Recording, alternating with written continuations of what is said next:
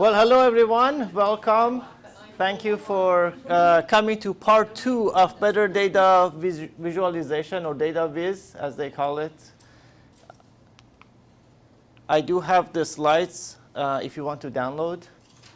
If you don't know how to work QR code, there is a URL.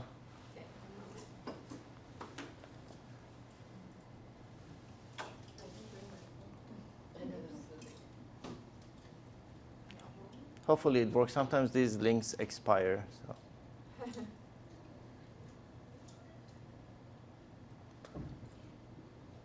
So I have like several files there from other workshops. It's the one that says Better Data Viz Part 2.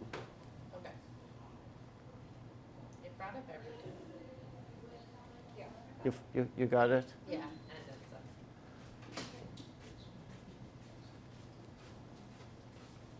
I'll just wait a couple of minutes as people walk in so they can download.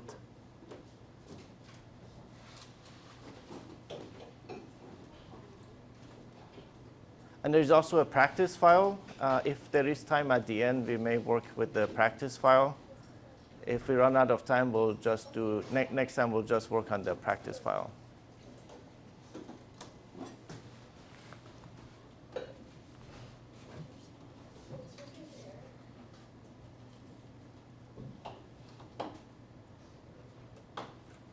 And it's the same URL as last time.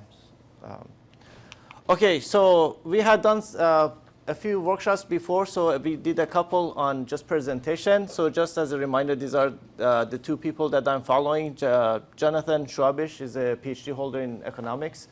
And Stephanie Evergreen, PhD, I think, in outcomes research. So those were the two books we used for presentations in general, and then the books that we're using for data visualization specifically, and these are all based on Excel. So the first one is just principles. The second and the third one give you specific instructions on to make fantastic charts in Excel specifically. So we'll talk about some of these charts. Last time, we talked about the fundamentals, so some of the principles of data visualization, and we got to talk about some of the chart types. So we talked about part to whole, so you might think of pie charts, tree maps, and then we talked about when you're comparing two categories. And today, we'll finish up on talking about how to visualize your data when it involves time, so changes over time. Then we'll look at distribution. When your data, when you want to show like variation in your data, and then relationships, and lastly, your raw data is in a table. So what if you don't want to visualize and you're just going to use your table? So there are some tips on how to make your tables look better. So let me click on here. OK, so there are a ton of different charts. So I like this graph because the higher you are on that graph, the more accurate the perception is when your audience is specifically looking at charts. So in general, if you can, you want to choose charts from the top of that line. And there's only so much you can do. So depending on the story you're telling with your data and the type of data, you may have to use some of the ones that are lower. But just keep in mind that the lower you go on that spectrum, the less accurate the perceptions of humans are when looking at visuals. So there are a ton of charts out there. We couldn't possibly talk about all of them, so kind of picked some of the ones that might be helpful. So again, last time we talked about part to whole and comparing categories. Today we'll talk about time, distribution, relationship. And I'm not going to touch about qualitative. Sometimes there may not be numerical data, so you can use things like icons, what have you, but those are straightforward, so I'm not going to talk about this. The ones that are in red are the ones that I'm going to focus on, but there are a ton of other types of charts out there. So let's start with time, and I'm going to click on this. OK, so visualizing data over time. So I'm pretty sure at some point you have, because last time we talked about when you're comparing categories, so group A versus group B, what have you, or multiple groups. But anytime you're looking at trends over time or seasonality, whatnot, so there are some specific charts that you can use. So the first one, the most common one is the line chart. So the line chart, perhaps the best when you look at trend over time as opposed to bar chart, especially if you have multiple categories. So if you have multiple lines, line chart is going to make it look cleanest. So you can have on your x-axis time, it could be years, days, whatever your data may be, and then on the y-axis you have your dependent variable or variables. You could have multiple ones. Okay. Of course, in Excel or PowerPoint, there are different types of line charts that you can do. There's even area charts if you want to show the area. In general, you want to avoid 3D charts of any type. 3D is a bad idea. So the same applies to lines. Don't do 3D lines. Stick to 2D. And these are some recommendations from the book. So essentially it said there is no limit to the number of lines you plot, but use small multiples approach to break up a dense line chart. So essentially you want to avoid the spaghetti chart. So don't throw the spaghetti at your chart. And here's what they mean. So you could have 100 lines in here, but depending on your study, you want to really only show the lines that are pertinent. So for example, in this example, they're looking, instead of showing all of the countries, they're only showing you the 2 countries that they're going to talk about. And again, the legend is in the title, so you don't necessarily have to have a legend. And then if you had to do more than a handful, you can have multiples. So instead of putting them all in the same chart, you can have multiple small ones that looks cleaner as opposed to having all of them in the same chart. So that's what they mean by small multiples. Then the second is, so actually number 1, I graded. It looks like it doesn't exist. It's because of the projector, but it's technically great. But anyway, the second one is you don't need to start the axis at 0. So last time we talked about, like in bar charts, you don't want to truncate it because then your data is not honest. So if you're, if you're looking at, the number of students failing a course and you're using a bar chart and it's usually like, 10 to 15 people at least fail. If you start your chart at 10 instead of 0, it looks like, a course that had 11 students failing going to 12, the bar looks like double the size. So that's not quite honest because it makes it look like one course has twice the number of casualties. So you have to start at 0. With line chart, it's not the same. So you could truncate it to make the chart smaller. So because it's not going to make, because it's a line. So it's not going to make your data look double. So here's what I mean. So essentially, you could start at 0 and go to 20. But even if you started at 10, because it's kind of showing trend over time, so it's not going to mess with the, the honesty of your data. So you could truncate it if you want. And sometimes it makes it easier to see a trend. So when you show the entire thing, the scale might make it look like it's flat. But if you zoom in, you may be able to show more insights of where the trend is going. The third one they have is include data markers to mark specific values. So these are the markers. So, this one doesn't have the markers. This one has the markers, right? And only do this. So like if you have like 100 markers, you don't want to put it there, right? So it's like meaningful. It actually makes it less clean. But if you have specific data points that you want to talk about, you can add the markers. You can even label them. It's not a good idea to label all of them, but if you want to, for example, mention what happened here, you can just add the value for that one. It makes it look cleaner. So you can use the markers. The next one is use visual signals for missing data. So the problem with this is that if there was a missing data, it's just going to connect it, right? So it's just, I don't know, maybe the yellow is missing a data point. So your audience is not going to know if there is missing data. So you can actually highlight that by using things like this. So you can say, I use dashes here, so I don't have data here, so I'm just letting you know that it's connected, but it could have been a peak or trough there. We just don't know there's missing data. Or you can choose to just have a gap there. So those are things that if you don't pay attention to, the default chart is just going to have a solid line, and people may not realize that you had missing data. And sometimes, depending on your data and what your presentation is, that could make a difference. So keep that in mind. Number 5 is avoid dual axis line charts. We talked about this last time too. So, so between left and right, there are 2 axes. Now, I don't know, should the blue go with the left or with the right? I don't know. So in general, you just want to have only one vertical axis. Don't use 2. If you have to use 2, use 2 different charts.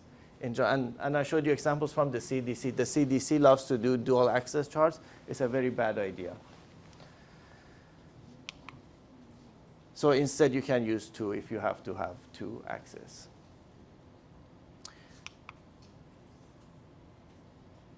So there were some general principles. Now, last time we talked about any time that you have angles involved, you have to go around the circle, radius, you lose perception. So the chart on the right is a bad idea. So these 2 charts are showing you exactly the same data.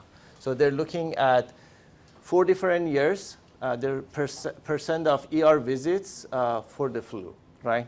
So probably this chart is easier to understand than the one to the right, because first of all, most people are not familiar with anything that involves a circular kind of graph. So first, it takes some time to get used to it, and if you don't have the time to explain it. Now again, you have to take this with a grain of salt. So sometimes it might actually work better for you to do that, because the advantage of this is that it takes less space. So if you were running out of space on your poster, for example, and you couldn't fit this in, that gives you an opportunity to fit it in. But keep in mind that if you're not there to explain it, people may not be able to understand it as well as they can understand this. OK, then the slope chart. So last time we talked about the slope chart too. When comparing 2 categories, you can use the slope chart. Because, for example, here we're looking at 2 years, so January of 2000 compared to 2018. So different categories, right? So when you look at this, it's you have to spend some time to figure out when there was an increase and when there was a decrease. But when you convert the exact same data to a slope chart, it's very clear because you can clearly see the slope.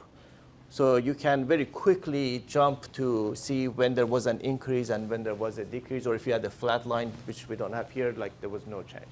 So slope charts are underutilized, and actually in the exercise file, if you have time, I'll show you how to make the slope chart. Now, the slope chart works when you only have 2 categories. So if you have more than 2 categories, I guess you could make it work, but it becomes like 2 slopes. So if you had more than category, then this line will jump to the next one, but it gets messier. So the slope charts work really good when you have only 2 categories, or 2 years in this case. Beyond that, you can still make it work, but it may take a lot of space. Now, in general, last time I also said don't use bar charts when you have time as a component. So for example, here you have a time component, so using a slope chart is much better than using this column charts.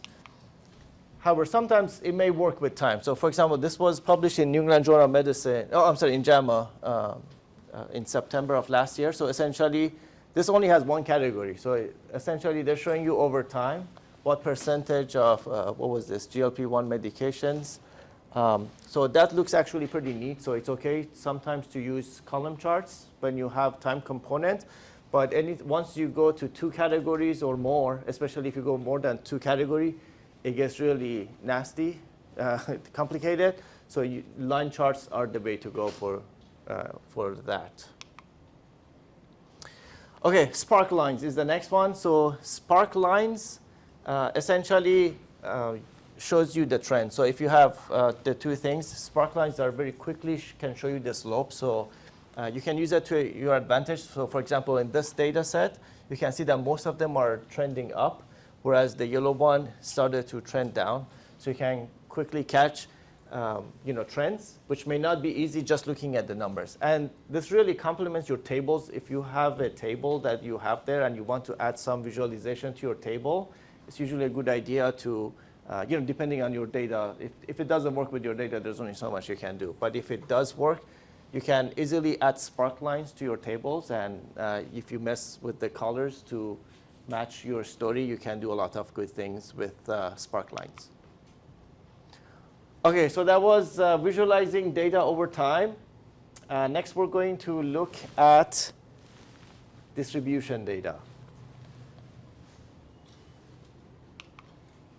So essentially, histograms is probably what you learn first in statistics course. And when you look at distribution of your data, they may not look as good for your poster or for your presentation. And they're more towards the raw data than giving you a lot of insights. So there are other things that you can do instead of histogram, not Instagram. I don't know. Histogram. So of course, in Excel and PowerPoint, you can make histogram. And in the same box, there is a box and whisker that I'm going to talk about in a little bit. And if you click more, you may have more options. So histograms, well, first of all, you can also, if you have more than one category, you can have histograms on top of each other to show you different categories, but it gets messy, right? So sometimes you may actually do a line chart instead of a histogram to make it easier to see. And then, histograms can be right skewed, left skewed. So you can actually have some meaningful utility for histogram. Now I have to think about not saying Instagram. Histogram. So it can show you like how your data is distributed. But your good friend is box and whisker plot or just box plot, right? You guys, this one is probably also underutilized from what I've seen in previous years with resident research. So some good things come out of box plots because it shows you pretty much the outliers. So essentially, the box shows you from, it goes by, if you consider the 4 quadriles, it goes from the 25th percentile to the 75th percentile. And the line in the middle is essentially your median. And then it shows you essentially your interval from lower extreme and higher extreme. And then sometimes you may have outliers that you can actually also show on your graph. So it actually helps you identify outliers. But I think the box part is the most important one because these are also like, they're not outliers, but you can kind of see how your data is spread. So this is very powerful, and it's easy to make in PowerPoint and Excel. And just to understand how percentile works, so if you consider 100 people, so the first person is the first percentile, and the last person is 99th percentile. So there is no 100 percentiles because this person has 99% people to the right. And that person also has, so there is no such thing as 100th percentile. So keep that in mind. And I think they made a mistake. This probably should say second to 49%. This is a figure from the book. OK, so the box and whisker plot, you can make the same way you make histograms. You just click this, and it will give you the charts you want. So these are some examples of what you can see with so you can have you can change the colors. You can do all the things that you do with other types of charts with the box plots as well. And you just have to make sure that the median is easy to see. So if you have a lot of things and they become too small, sometimes it gets messy. Just make sure that it's easy to see the median in the middle. And if you wanted to highlight a single data point, you can just make everything else gray and just change the color for the one that you want to talk about. Here's an example I saw at a conference from last year. So they used box plot. Oh my God, the screen looks very bad. I think it's too bright. That's what's causing the problem. But anyway, on my screen looks looks easier to read. But anyway, so they're looking at so 3 panels, and each one they are showing you the box plot. But the reason I put this here that they're also showing you the outliers. So you see all these dots outside of the whisker is here that you can see, but they are able to show you the outliers in their data. So the first one has several outliers. This one only has 1 outlier, and this one doesn't have any outliers. So if outlier is important to the story that you're telling for your data, you can use this to highlight those. Violin charts. Have you guys seen this? So the box plot is a box, right? So because it goes, by percentile. But if you didn't do that and you had the entire data set in there, then you get different shapes that usually look like they call it a violin. But that's also something you can do to capture all of your data, and you can see the overall distribution of the entire your entire data set. Now, what if you just didn't want to draw a box or violin or anything and just put your put all of your data points in there? So there is the bee swamp. So this looks like all the bees are flying around every point. So have you guys heard of this bee swarm plot? So essentially, the y-axis doesn't mean anything, right? So it just tells you for each point how many data points you have, and if there are multiple, you can either have them on top of each other, or if you want to make it more clear, you can kind of jitter them around. So there's like a jittering factor depending on when you create this. You can use a jittering factor, just jitters them around, and it doesn't really change your data. It just makes it easier to see, where your data is kind of scattered around. Now I have some actual examples that I'm going to show you. So like these are some examples that they had in the book. So these are, it's like a swarm of bees over here, so it shows you the distribution of data. So this example is from Nature Medicine. So essentially, they were looking at T-cell cross-reactivity for Omicron. So this is for COVID. So essentially, wild type, and depending on some of these different variants of Omicron, they were showing essentially spike-specific CD4. But anyway, my point is, this is that kind of chart. So they're showing you like the distribution without putting a box around it or without putting a violin. So you can see where the data is distributed.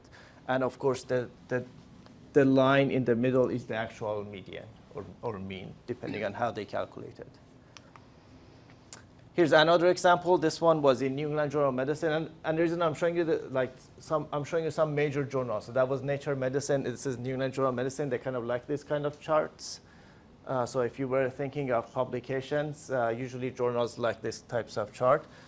So again, they're showing you the median here with the lines, and you can see each kind of where the data is kind of scattered throughout. And again, this is a bee swamp because, like you see, these the ones that are next to each other, whether it's to the left or to the right, is meaningless, right? Because it's in the same category. It's just showing you that there is more data scattered around this area. So the y position is the meaningful. And then on the right-hand side, you can see they have far fewer data points. So it's much smaller version of a bee swarm plot.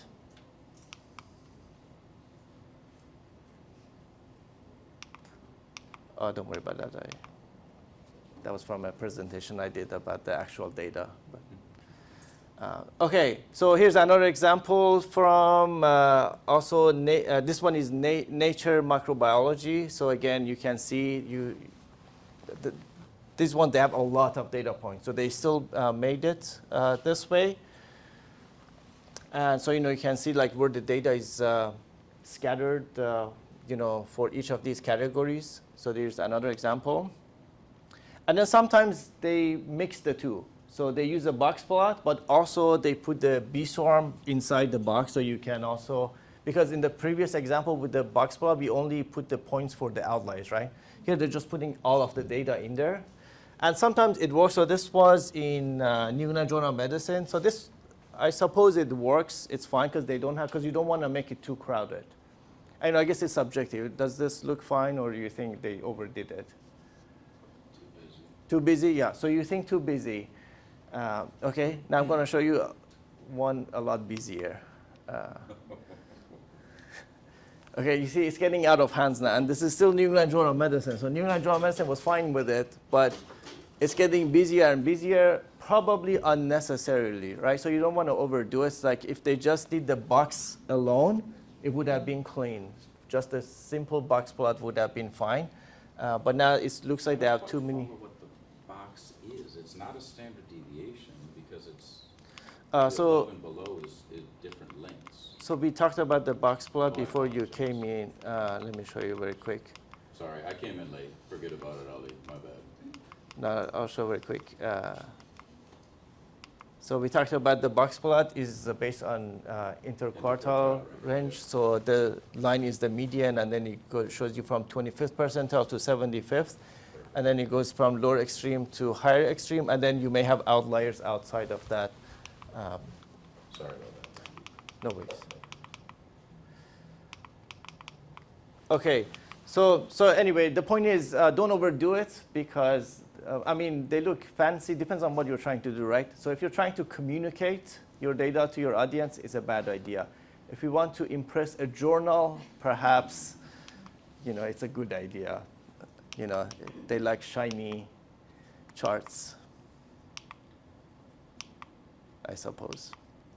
OK, here's a really messy one. OK. Well, they put a slope chart in there, too. So we have a box plot and slope chart on top of it. And I suppose you can't really say this is a swarm because there's no jittering around the data. But this one is probably the worst, right? Would you guys agree? But New England Journal of Medicine likes it. So. All right, so that was visualizing data distribution. Now let's talk about relationship in data. So this is your traditional scatter plot. So you have two variables. You plot them against each other to see if there is a correlation. And you can do things with it. And usually, so if you consider x and y as your two variables, you may introduce other variables. You could change the color. That becomes your third variable. You can even change the size based on another variable. So you can even get the fourth variables in there. So you're suddenly plotting 4 variables in the same chart. So scatter plots can be very powerful just because you can very easily plot or visualize multiple variables. 3 or 4. Like 4 is very easy without making it too complicated because x and y are 2 variables, color is the third one, and size is, and that becomes at that point what we call a bubble plot because each circle becomes bubbling. OK, so again, in Excel and PowerPoint, very easy to make. You go into the scatter section, and they have scatter and bubble plots in the same area. So if you needed to do more than 3 variables, you need to go to the bubble. So the radius of each circle becomes your 4th variable. Let's see what else. OK, so of course, as we talked about with any chart, you want to use color strategically. So don't stick with the default colors. You do want to use the colors intentionally. So for example, let's see what we did here. So here we have a legend, right? So here's the data. So immigration rate on the x-axis, and on the y-axis, we are looking at per capita GDP. And then each color is a different continent, right? So if you were to start, if you were to get rid of it, it looks like this. And then you can always get a regression line. So we talk about you can find correlation, but you can also get the regression line to see if you can predict anything from your data. And then we're not going to go into statistics, but you can see how your data is scattered around your regression line. So the closer to the line, the better. And then here's the bubble plot, right? So the bubble plot, as I mentioned, the radius becomes another variable that you can use. Here's another. So this one is from Annals of Internal Medicine that they have used, and they do have a legend. So instead of having like a continuous radius, they just have decided on 3 different sizes, and each size is a different metric for as far as the numbers. So they're showing you three variables here, so x, y axis, and then the size of the circle. And then, as I mentioned, if you introduce color, so now they have 2 legends, right? So they have one legend for the number of cases, which is the size of the bubble, and then classification, which is the color. So they introduce 2 colors. I apologize. I'm just trying to figure out this map. Yeah. The size of the circle looks like it's correlated with the x-axis. Is it saying the same thing? So those are the insights that you get by making this chart. It's like, oh, look, looks like those 2 variables. So because x is a different variable than the size. So if you see that, oh, looks like these 2 are correlated, that's exactly why you want to make this kind of chart. Because otherwise it would have been difficult to catch it unless you run a lot of statistics in the background. Okay, then there is the chord diagram, which again makes it a bit more complicated, and I don't think Excel can make this, so you would have to use some tricks to make this. But journals like this because it's shiny, and perhaps if you had it on a poster, people were like, oh, let's go look at that poster. What are they doing, right? But you probably, I mean, this is you're going around the radius, so it becomes more difficult, but they're shiny, and sometimes it may work with the story that you're telling. So if you're trying to show movement, from one category to the next, some of the problems with this is that people may misunderstand. Like, does distance make like usually distance doesn't mean anything, because going from this point to here may not be much different than going from here to here, because they're just connecting 2 different categories. So the distance may not mean anything, so you just have to be careful. Whereas, and these charts are not common, so if somebody is not trained on this and they may think the distance may mean something, and that may not be the case. Let's see what else I had here. Here's another one. So this was this is actually from the book they used. So again, they're showing you. I mean, this is kind of like the Sankey diagram that I showed you last time. The Sankey was more like flat, shows you the flow. This is like Sankey in circular, so it actually makes it more complicated than Sankey diagram. Okay, this one I found in Nature Reviews Microbiology. So again, these shiny charts, major journals love them, but it's going to be very difficult to explain to your audience, unless, if you're among, very highly advanced experts in that field, it may not be an issue. But if you're communicating in general to your audience, you have to keep in mind that you may need to take some time to explain what's happening in the chart.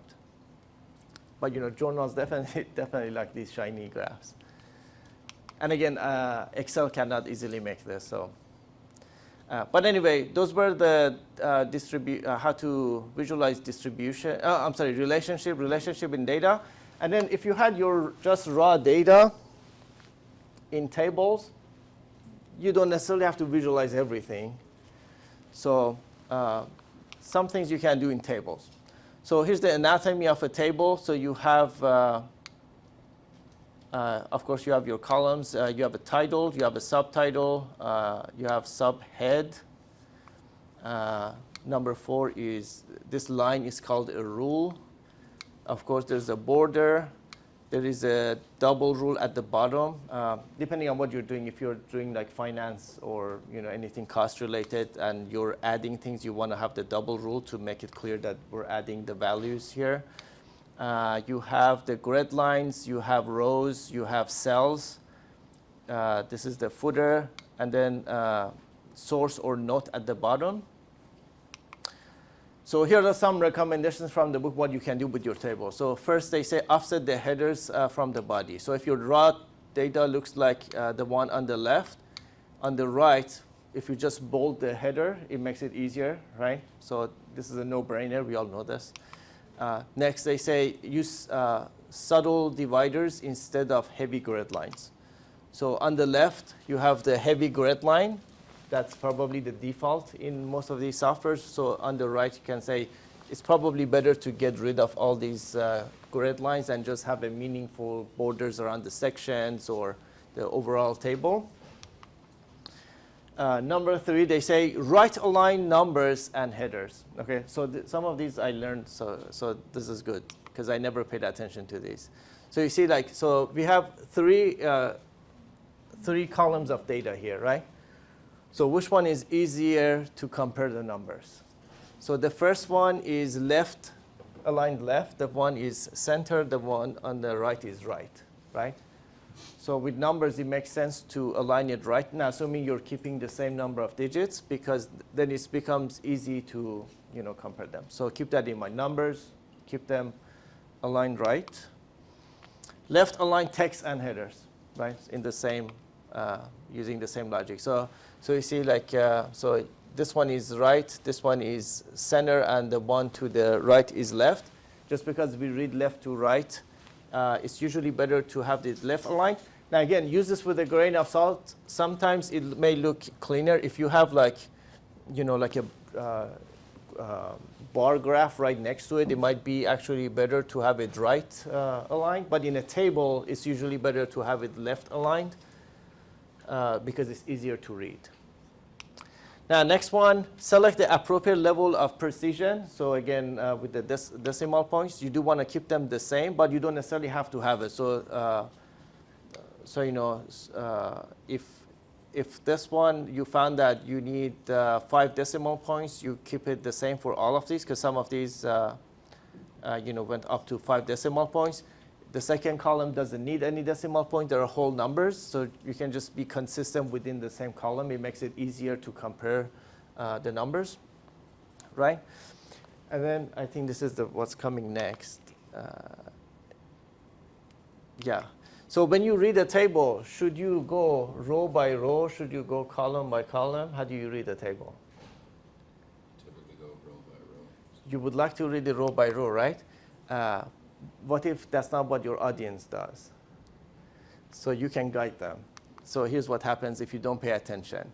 So if there is too much space between the columns, the natural tendency is to go down, right? Even though it makes sense to go row by row, right? So if you put too much space, average person, on average, is just going to go the shorter distance. Like, oh, that's too far. I'm just going to go down here, which makes no sense, right? But if someone is not thinking, that's what it is. So you want to close this gap and increase the gap between the rows. So now someone's like, I'm not taking a shortcut. I should go row by row. Even though if you didn't say this and you were thinking about it, it makes sense to go row by row.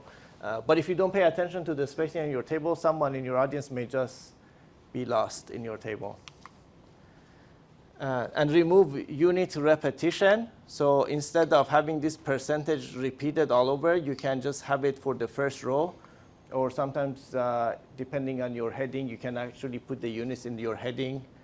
But there is, you see the one on the right looks cleaner. So of course, you would expect that the rest of them are percentage because the first one set the stage.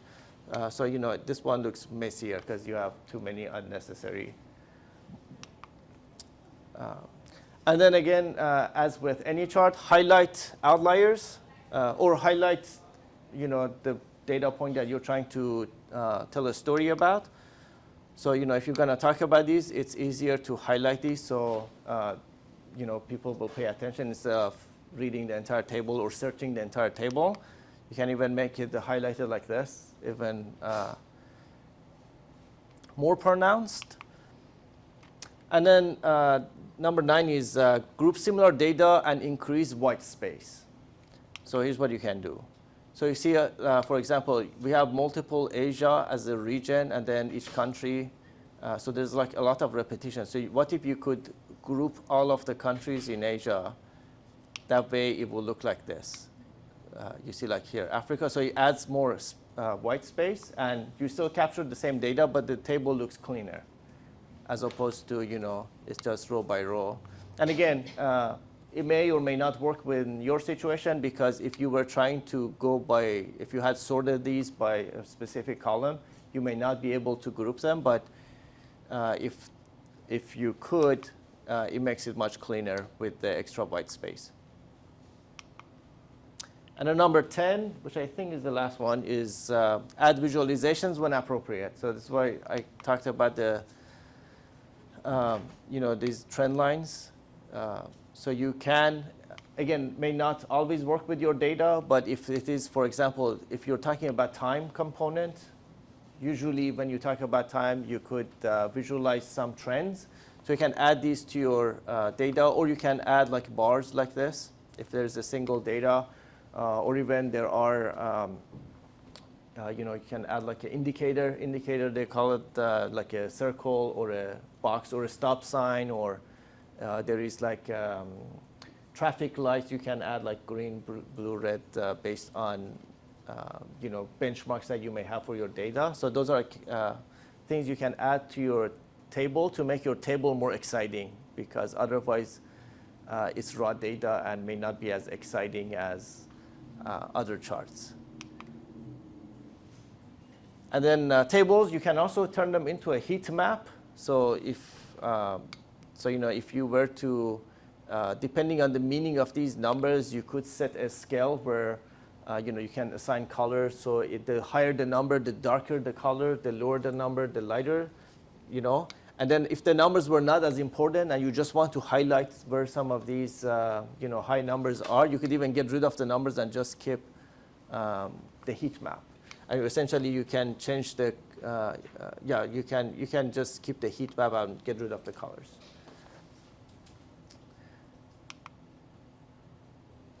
Okay, I think that was the last, and then we'll go to closure.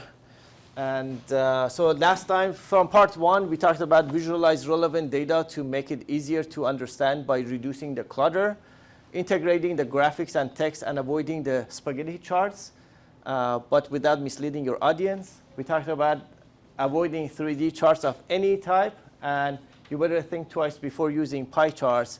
And today we talked about avoiding dual axis line charts. If you need to have two vertical axes, just do multiple charts. Use box plots, violin plots, or B-swarm charts to show measure of variability with your data distribution. And lastly, guide your audience with space between rows and columns of tables, and add visualization when possible. And these are some of the softwares that you can use for data visualization. And with that, we can do Q&A, or we can also do the practice file if you want. First, what question do you guys have?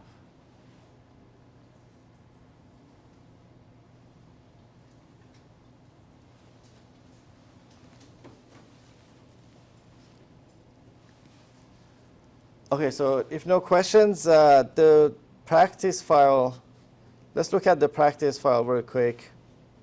So there's only like 5 or 10 minutes. So you can download the practice file from the same place, same URL. So let's do the slope graph. So let's say here's a data set, and you're supposed to visualize this, right? So what kind of charts? I know I said I'd like to turn this into a slope graph, but ignore that for a second. And if you were to graph this, what kind of charts would you use? 2 categories. So essentially, let's say this is a grocery store. So we're looking at sales from different departments, from the old site to the new site, and see there is a difference between the old site and the new site. Let's say they moved this grocery store from the old site to the new site. So we're trying to see, compare the sales in each department from old site to new site. What kind of chart So I'm going to select the data first, right? We are in Excel.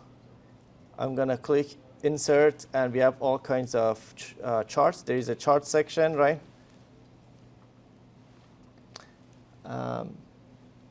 Any chart you guys want to use? I'm going to use the 2D bar chart. How do you like the 2D bar chart?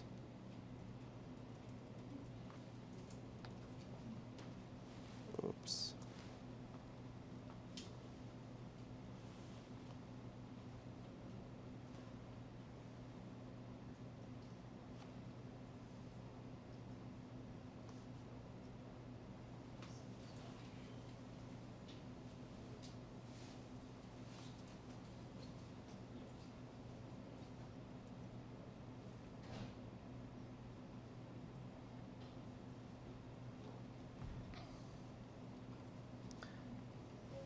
Anybody fan of 2D bar charts?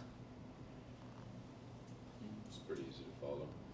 Pretty easy to follow. But how do we make this into a, and because we don't have a lot of data, right? So if I had the third category, it would be very messy, right?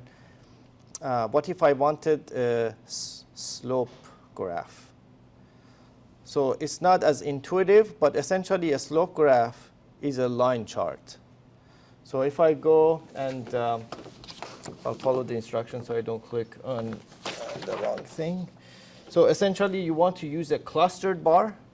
I'm sorry, the cluster bar is what I just did. So you want to use a line with marks. So if you go to the line, I want the one that has the markers. So I'm going to choose this one. Actually, it's going to replace my previous one. OK. OK, so this is a bar chart. How do you like the bar chart? I'm sorry, the line chart. Bar chart's easier. Bar chart easier, right? Now the problem is the line chart, this is the default. So if I go to the chart design and click switch rows and columns, boom. It becomes a slope chart. And this is not intuitive just because it's not the default. All I have to do is swap the x and y, and it became a slope graph. And this is very important because with this data now you can see that all of them are going up except the green. So now very quickly you can see that all these departments are actually have improved in the new side except the one department. Whereas you would have to spend more time with the bar graphs or any other type. But then, so that's the starting point, and then you can clean this up, right? So all the principles that we talked about, so you can, let's see, I'm going to right-click the x-axis first of all, and select Format Axis. And then under Axis Position, I'm going to click on the marks, on the tick marks. This actually made it like this. And then I don't like the y-axis. I'm going to get rid of the y. I'm just going to click the y-axis and click Delete. Those too much clutter. Next, I'm going to delete the grid lines too. I don't care about these grid lines. So I'm going to select and delete.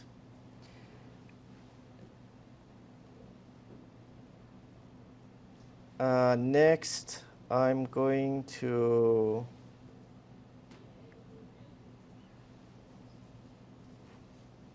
delete the legend. Do you guys want the legend?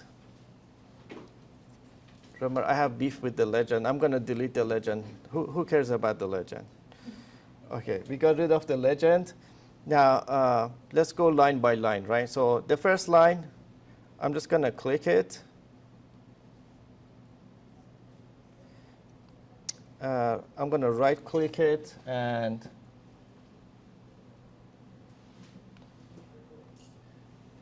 select Format Data Series. And then from here, you can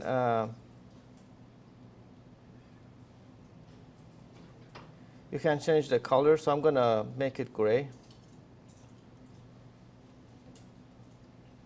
Or I'll do this gray. We'll do this gray. OK.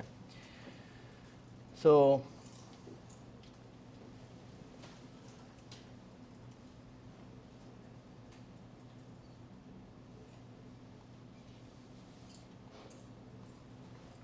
Okay, so we made that gray. Let's see what else.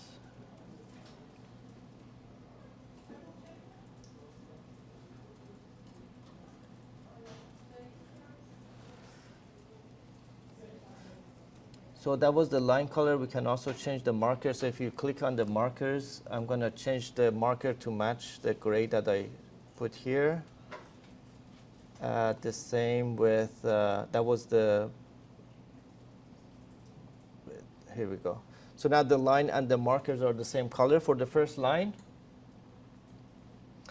Then we're going to add because I deleted the y-axis and the legends, I want to add some labels. So I'm going to click Add Data Labels. So now we have the data there, right? So before it was on the y-axis. Now I don't like where they are and the color. So I'm going to click on the labels, and I'm going to change the color to match my line. So it matches my line. The one to the right is fine, but the one to the left, so I'm just going to click the one to the left, and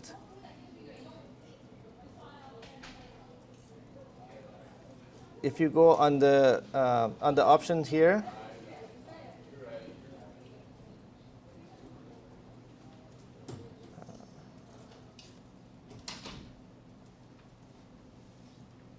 sorry, this thing is blocking me. Let me click again.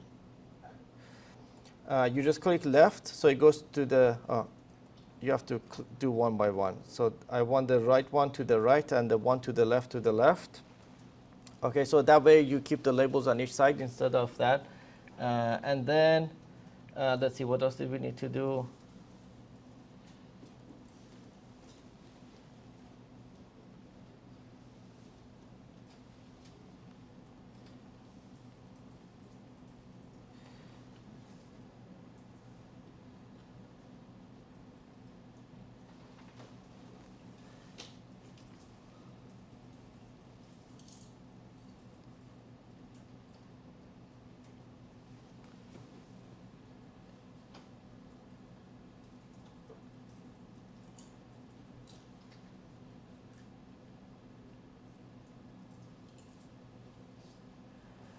Okay, so we moved that to the left. Let me see what was next. Change label color.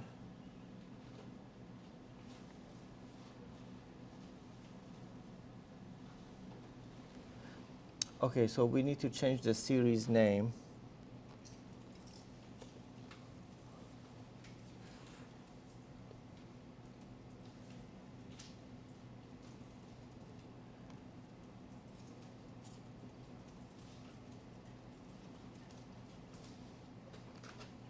Here.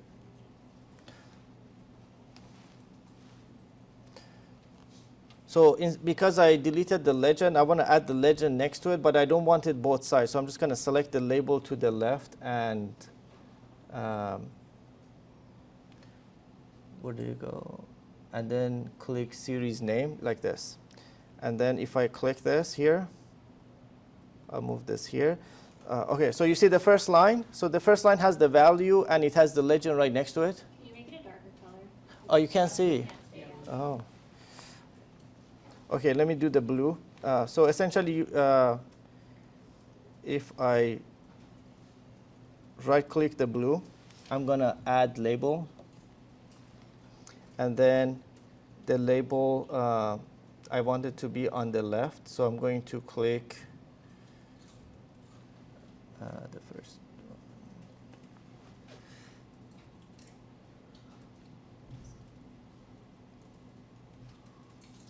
Text option. Where did it go? Up top. Text options on the right. It says label options is what you're under. Text Here we go. options on the right. So it's on the left, and then you add the series name to it. So, and you can change the color, right? So we got rid of the legend. So you add the legend right next to it, and you have the value because we got rid of the y-axis. You add the numbers next to it, and then you do the same with everything, and then you can make everything gray, which you can see right here. But you can make everything gray, and then if the green is the one that you want to talk about because it's going down, then you change the color to that so people pay attention to that. But anyway, so you can do this in in Excel, and then you can probably get rid of. Yeah, I mean that's you do need the old site and new site, so you can see it's going from old site to new site. But anyway, you can change the colors easily and just make it gray, which you can't see. But that's a slope graph. It's just not the default graph in Excel.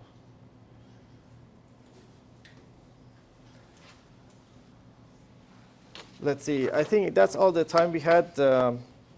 Other things that we have in the exercise file, I was going to talk about how to do sparklines. Sparklines are also very easy to do.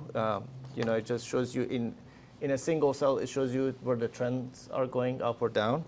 And then the lollipop chart. So maybe next time we'll do these. The lollipop chart is just a bar chart. It just makes it look like a lollipop. So the bar is narrower at the end. Your data point is a circle, so it looks like a lollipop. Literally the same thing, but it looks different than other charts. So you stand out, and journals might like it. And then the diverging bar chart. So this would be like back to back. So instead of having coupled paired columns like we made initially, you can just have them back to back, so you can easily compare to see which one is, and then you go down, so it makes it look nicer. And then the stacked bar chart. So last time we talked about when you have survey or when you have a stack of data in a bar, it's the first one, because it's aligned, it's easy to compare, but the second, third, or fourth, they're not aligned anymore. So there's a way to break it apart so that you can easily compare it. So there's a trick to do that in Excel as well. And then there is a bubble plot, box and whisker, violin, and also pictogram, how to do pictogram in Excel. So those are in the exercise file that we can do next time. And that's all the time we have. What questions do you have before we close?